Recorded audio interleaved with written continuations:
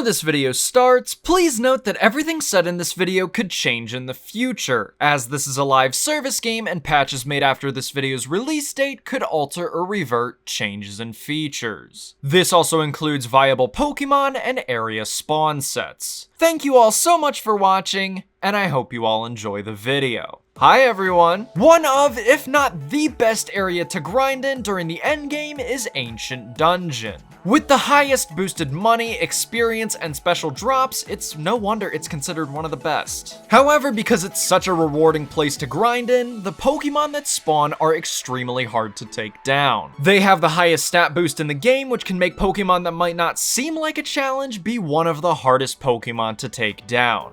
And that's where this video comes in. Not only am I going to show you how you can get access to Ancient Dungeon, but I'm also going to list out some team members so you can explore your options a bit more. Thanks so much to my buddy Moodavault for checking this video over. Seriously, go check out his Ancient Dungeon guide linked below if you haven't already, and let's take a look at Ancient Dungeon. But before we can even start talking about Ancient Dungeon, we have to get there first. Ancient Dungeon can be accessed via Ancient Cave, which can be found inside of Granite Cave on Route 106. However, if you try to go through the entrance, well, you can't. In order to get inside of Ancient Cave, you need to have the Ancient Key in your inventory. This Ancient Key can be crafted with two parts, the loop half and the tooth half. Getting these two pieces can be quite the challenge for most players, especially the loop half, so if you're wanting to get this key, be ready to grind a lot. Let's start with getting the tooth half. The tooth half can either be purchased from the Philanthropist shop for 15k Philanthropist points, or from the casino for 30k casino tokens. If I had to choose one option, I would go with the casino, since casino tokens can just be bought from the global marketplace, whereas Philanthropist points are harder to come by. Just do a little bit of grinding and either buy some tokens or gamble your life savings away to get the tooth half. Now for the loop half. Like the tooth half, you have two options. You can either play PvP and get it for a pretty reasonable 700 Clan War tokens from the Clan War shop. Or you could take the PvE route and go for the 1 in 15,000 chance for it to drop in Altering Cave. If you can win in Clan Wars pretty consistently, then obviously the 700 Clan War tokens shouldn't be much of a problem for you. However, for the rest of us, you're gonna have to get lucky in Altering Cave. I highly recommend bringing a Compound Eyes Galvantula to Altering Cave, assuming you can reliably kill the spawns that day, as it'll increase your drop rate. It's gonna be a bit of a grind because this is one of the rarer item drops. Just take it easy, grind when you can afford tickets, and hey, maybe you'll get some extra stuff from Altering Cave, like the higher encounter rates across the board, special drops, and some exclusive Pokemon. It's gonna be a pretty chill grind. Regardless of how you get each half, once you have both, you can combine them in the crafting interface to receive the Ancient Key. Now you can finally enter Ancient Cave. Ancient Cave is split up into 7 rooms. You have the middle room, the 5 rooms that branch out from the main room, and Ancient Dungeon in the middle. All wild Pokemon in these areas, with the exception of Ancient Dungeon, will spawn at around levels 70 to 80. This lets you be pretty lenient with your leads. Just generally, for all the Ancient Cave rooms, again excluding Ancient Dungeon, standard leads work well. Starmie, Watchog, Slacking, Diggersby, Alakazam, Deoxys, just pretty much all of your standard leads will do well in every room. Running is also disabled in all rooms. Each room has something unique about them, so let's go through all of them. The main room in Ancient Cave doesn't have too much going for it since it has no special drops. However, unlike all of the other Ancient Cave rooms, this is the only one that has a legendary spawn. You can encounter Regigigas in the main room of Ancient Cave, along with Mawile as an extremely rare. For these reasons, I recommend bringing an Adamant Sink if you plan to grind here. In order to wall Regigigas, I recommend bringing a defensive Skarmory with the move Iron Defense. You can also bring a defensive Blossom with Strength Sap for backup. Moving on to R1, you can find a Moongus and Mareanie as extremely rares. The special drop in this room are Claw Shards, which can be used to revive Anorith. Next is R2, where you can find Bronzong on land, Milotic and Mareanie while fishing, and Dragonite and Dhelmise while surfing. R2 has a fishing level restriction of 55, so you can't fish here until you hit that level. The special drop for this room are Skull Shards, which can be used to revive Cranidos. R3 is next, and you can find Larvesta and Salandit as extremely rares. R3 also has a pretty heavy supply of lava rocks, so if you're looking for spaces to mine lava rocks in, R3 is arguably the best spot in the game. Though this room does tend to get crowded often, so you'll have a lot of competition. The special drop for this room are root shards, which can be used to revive Lileep. R4 is the next room, where you can find Heracross and Mamoswine as extremely rares. Overall, this is another great room to bring an Adamant Sink to, as you can also find Drillbur as a very rare. The special drop in this room are Armor Shards, which can be used to revive Shieldon. Before I move on to R5, I want to mention a couple things about each of the other rooms that do not apply to R5. In Ancient Cave R1, R2, R3, and R4, there is a 1 in 50,000 chance for a wild Pokemon to drop the Aerodactylite. However, I don't recommend really going for the Aerodactylite here, as there is a much easier way of getting one by grinding in gold rushes. Another smaller note that I should mention is that the drop rates of fossil shards in each of the rooms is currently unknown, and R5 does not have a special drop. Ancient Cave R5 is the final room in Ancient Cave, where you can find Goomy as a rare and Genesect as a legendary, but only if you have the Paleozoic tracker in your inventory. Other than those two Pokemon, that's pretty much it for R5. So now let's move on to the main attraction.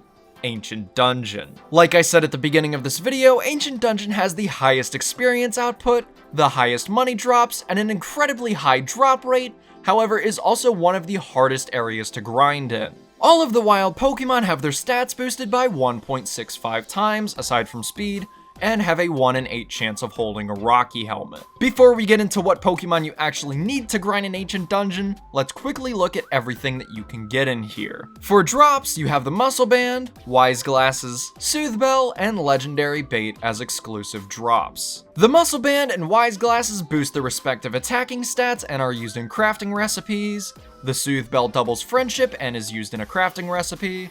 And Legendary Bait is used to enhance legendary items such as the bird feathers and soul shards. Legendary Bait has a base drop chance of 1 in 9,000, while the drop rates of the other three are unknown. As for Pokemon, some encounters of note are the Ultra Beast, which can all be found here as extremely rares, and Cosmog, which can be found as a legendary. There's also 2 Rainbow Rocks, one being in the center and one up top, and there's a chest spawn near the water. So now that you've acquainted yourself with all that Ancient Dungeon has to offer, let's start discussing team options. Your method of grinding will dictate which team members are viable. For example, a Pokemon that works well while surfing and fishing probably won't work on land, and vice versa. I'll be giving you a couple team options and an example team for both land and surf grinding, and you can either just follow my example team or make one based on my recommendations. If you want to see the math on the matchups against wild Pokemon, you can go check out Mutavolt's guide, linked in the description. Regardless of what team you use though, please make sure you have a good number of revives and potions to keep your team alive. It doesn't matter if you have the best Pokemon in the game, something will counter it and you'll have to auto-revive or heal your elite killers. So please, just remember to stock up before heading in. Let's start with land grinding. First, you'll need to choose your lead Pokemon. This is probably the most important decision you'll need to make, and unfortunately, your options are pretty limited. For land grinding, your options are Deoxys Attack, Kyogre, and Hoopa Unbound. Slacking can function as a lead, however you'll be using a lot of revives since each Pokemon has a chance of holding a Rocky Helmet, which can mess up your flail grind. It's also good to mention that all of these leads require an attack boosting nature, whether physical or special, and their respective choice item. Hoopa is in my opinion the easiest lead to obtain, as you can either roll one through the battle tower or battle queue. You can transform Hoopa to Hoopa Unbound with the prison bottle, which is bought from the shiny merchant for 50 shiny orbs. Hoopa is basically a diet Deoxys. With only 10 less special attack, it makes a great alternative. Psychic for the poison types and Breloom, Thunderbolt for Gyarados and Crawdaunt, Energy Ball for Sandslash, Golem and Rockruff, and Hidden Power Ground for Magneton and Magcargo. Hidden Power Water also works fine, but you'll have to switch on Magnetons. Realistically, the only Pokemon that you'll need to switch on, or just die and swap in your Revenge Killer, are Ledians and Sunfloras. You might be able to tank a hit from Sunflora due to Hoopa's bulk over Deoxys, but you're not living a Ledian's Bug Buzz. Slap on choice specs, a modest nature, or something that boosts special attack, give it some solid IVs, and you'll have a pretty smooth grind. I will say though that Hoopa is undoubtedly the best lead during the Halloween event. Since it's half dark type, it benefits from the 25% boost that the event gives out and outdoes Deoxys in terms of damage. Overall, if you're going for your first real lead, I would start grinding out the battle tower for a Hoopa roll.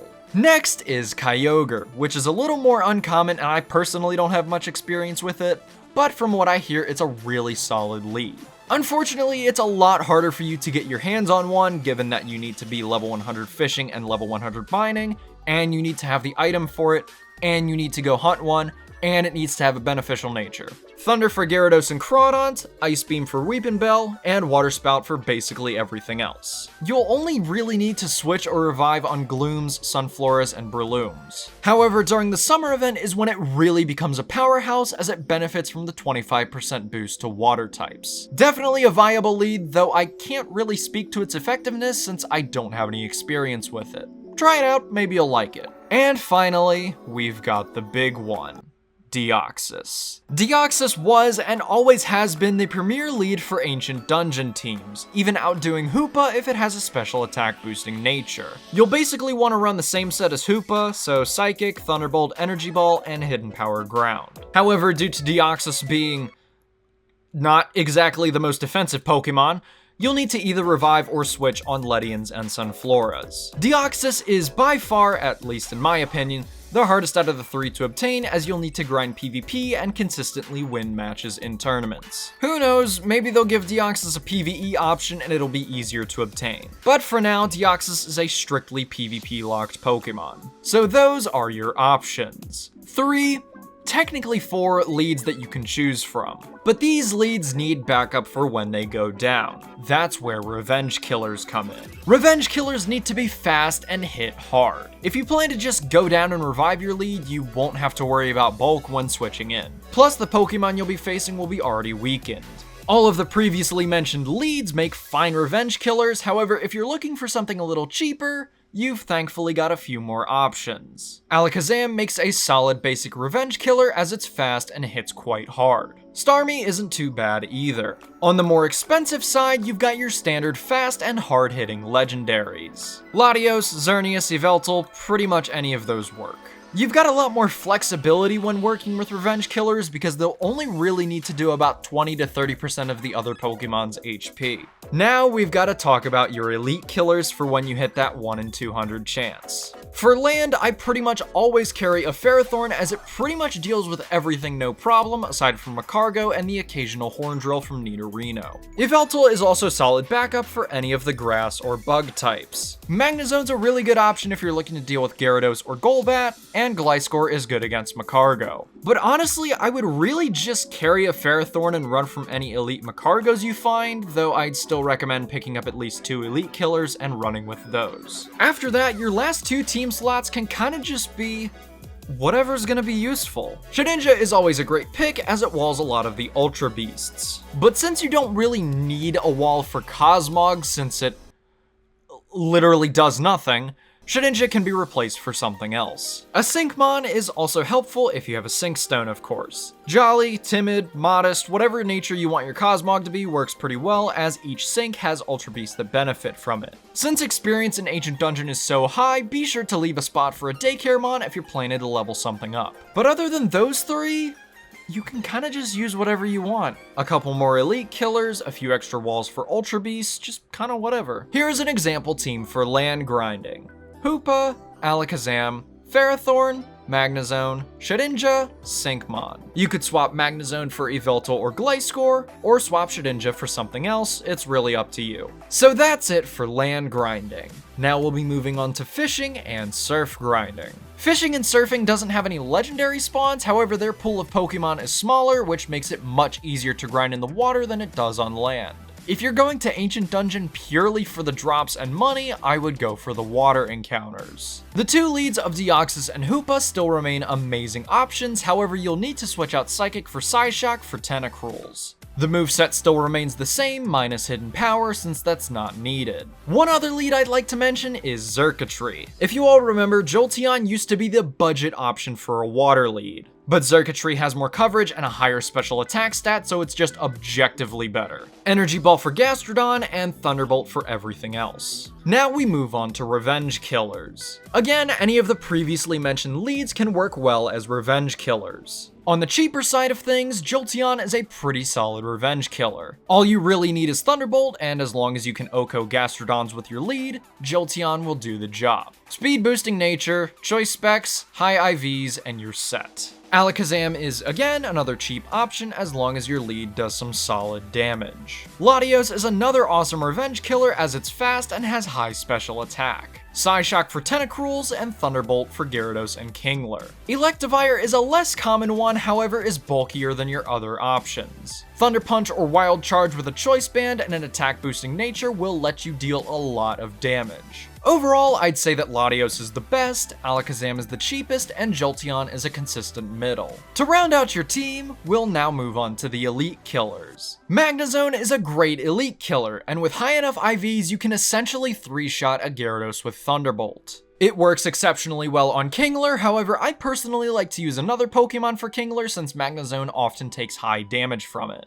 Make sure your Magnezone has the Analytic ability since you'll gain an extra 30% damage from your attacks, which is part of why it hits so hard. Gastrodon is probably my favorite water elite killer. It completely counters Tentacruel, and Kingler takes a lot of damage from Rocky Helmet. With Storm Drain, it can continue to boost its own Earth power while healing off any damage with Recover. It's also decently good against the other Gastrodons. I definitely recommend putting this one on your team, you won't want to miss out. And lastly, of course, Ferrothorn is an amazing option, but really works well in conjunction with other elite killers. You'll have to worry seed the Tentacruels, but otherwise you can just Leech Seed, Confide down to -6, and switch to Magnezone. For the other elites, however, you can just stay in and let them continually take Leech Seed and Iron Barbs damage until you kill it. It's an extremely slow option because you're basically just slowly chipping away at their HP, but it's a damn consistent one. And your last open team slots can be the same as land. Shedinja for catching stuff, a Syncmon for Marini and Milotic, or a Daycare Mon for experience. If you plan to use a Syncmon, I would go with the Bold Sync since it's beneficial for both ERs. Here's an example team for water grinding. Hoopa, Jolteon, Magnezone, Gastrodon, Shedinja, and a Syncmon. You could swap out Shedinja for Ferrothorn, however I personally like keeping Shedinja for ERs and Shinies. And with the teams all covered, you're ready to start your Ancient Dungeon grind. I hope this video helped you explore your team options a little bit more and helped you get prepared for the grind. As always, be sure to check out my channel Discord server where I post exclusive video updates. Good luck on getting drops, and I hope to see some of you in Ancient Dungeon. Thank you all so much for watching, and I'll see you in the next video. Peace.